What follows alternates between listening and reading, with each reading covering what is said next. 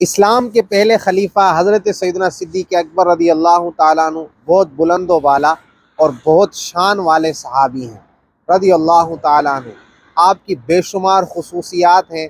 آپ کا نام عبداللہ ہے اور آپ کی کنیت ابو بکر ہے۔ کیا آپ کو معلوم ہے کہ ابو بکر کا معنی کیا ہے؟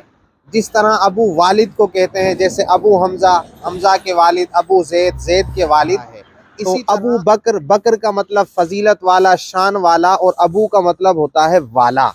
تو ابو بکر کا مطلب ہوا فضیلتوں والا، شان والا، عظمت والا، تعظیم والا۔ کیا آپ کو یہ پہلے معلوم تھا؟ حضرت سیدنا صدیق اکبر رضی اللہ تعالیٰ عنہ کی بے شمار خصوصیات ایسی ہیں جو آپ ہی میں ہیں، دیگر صحابہ کرام میں نہیں ہیں۔ جیسے آپ رضی اللہ تعالیٰ عنہ اللہ تبارک و تعالیٰ اور اللہ کے رسول اور فرشتوں کی جانب سے عتیق کے لقب سے ملقوب ہیں۔ آپ کا ایک لقب عتیق بھی ہے۔ آپ کو عتیق کیوں کہا جاتا ہے؟ حدیث مبارکہ میں ہے، نبی کریم صلی اللہ تعالیٰ علیہ وسلم نے ارشاد فرمایا کہ اللہ تبارک و تعالیٰ ارشاد فرماتا ہے، انت عتیق من النار، آپ آگ سے آزاد ہیں۔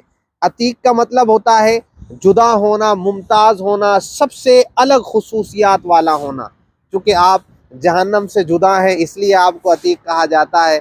یا علماء نے لکھا کہ آپ بہت زیادہ سخاوت کرنے والے تھے، سخاوت میں آپ سب سے جدا تھے، اس لیے آپ کو عتیق کہا جاتا ہے۔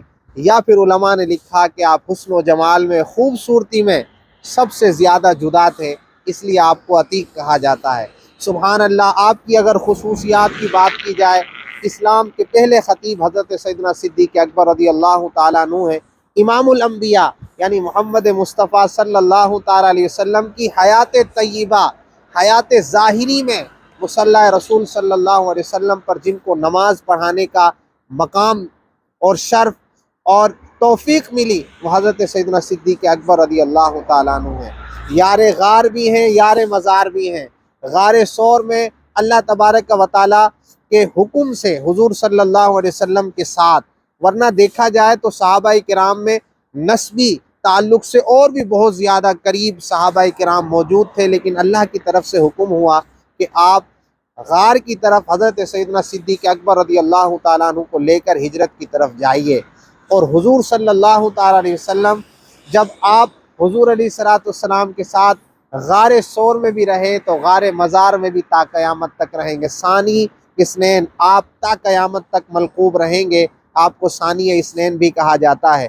مسجد اسلام کی پہلی بنانے میں جن کا اہم کردار وہ حضرت سیدنا صدیق اکبر رضی اللہ تعالیٰ عنہ ہے۔ معین اسلام، اسلام کی جانی اور مالی مدد کرنے والے پہلے حضرت سیدنا صدیق اکبر رضی اللہ تعالیٰ عنہ ہیں۔ اس طرح کی اور بھی بہت سی خصوصیات حضرت سیدنا صدیق اکبر رضی اللہ تعالیٰ عنہ کی ہیں۔ 22 جمادی الاخری حضرت سیدنا صدیق اکبر رضی اللہ تعالیٰ عنہ کا یوم منایا جاتا ہے۔ آپ اپنی زندگی میں جب کبھی بھی 22 جمادی الاخری پائیں تو ان کے دن کو خوب منائیں، خوب ان کے لیے ایصال ثواب کریں اور ان کے وسیلے سے اپنی مغفرت کا سوال اللہ کی بارگاہ سے کیجیے۔ اللہ تعالی ہم سب کو ان کا ادب نصیب فرمائے۔